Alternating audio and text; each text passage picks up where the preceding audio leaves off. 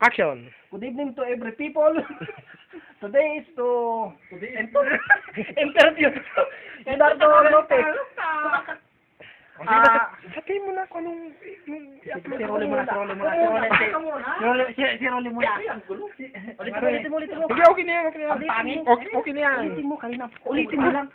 Ulitin mo. Okay na yan. Ngayong gabi po ay ating makakapainam si Leonardo Game. Paolo upang...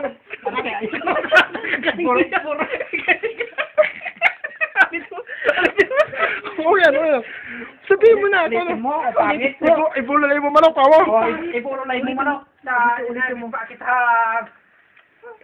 international derby. Ulitin mo. Ulitin. Papasok maganda ulit. Ay, ganda na may lumubo na tao. Ito boss, ano yung malita mo?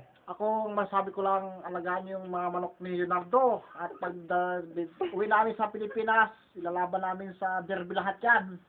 Hello, Boboy! Alagaan mo mabuti, umbat, Boboy! Yan lang, Boboy! Ayan po ang masasabi ni Rolly Lopez. Siya po ay medyo nanayaan po sa camera. Siya po ay unang... Kaya po... Ano pong masasabi niyo sa ating interview ngayong gabi sa Game Foul? Ang iyong... Ako po ay nagpapasalamat sa mga viewer na nagsipanood ng aking mga videos.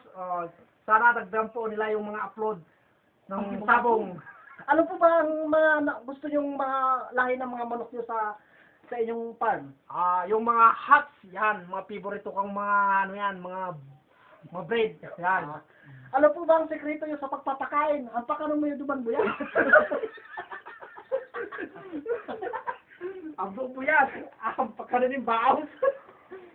Ito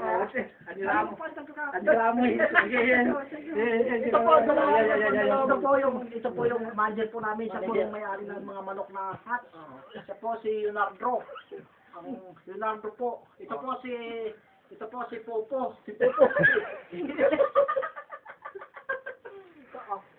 Ngayong gabi po ay nakatuwaan na makapanyam namin ang Game Foul na hindi naman po lang siya po mahirap lapitan. Sabi po ng marami sa namutin na mahirap daw po siyang lapitan sapagkat ang kanyang mga manok ay mga sekreto lamang. Nung una pa po kayo nagsimula sa pagbibitaw lang po ba ng mga manok o mga pulot-pulot lang?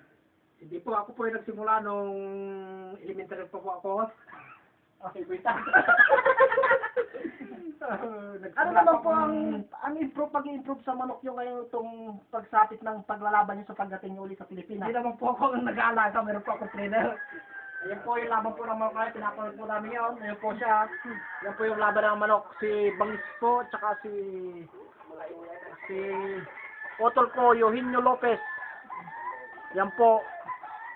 Isa lamang po yan na ipapakita namin sa isang sparring na manok ng paboritong manok ni Leonardo na anong lahi po yan, Mr. Leonardo Lopez? Yan po yung hat.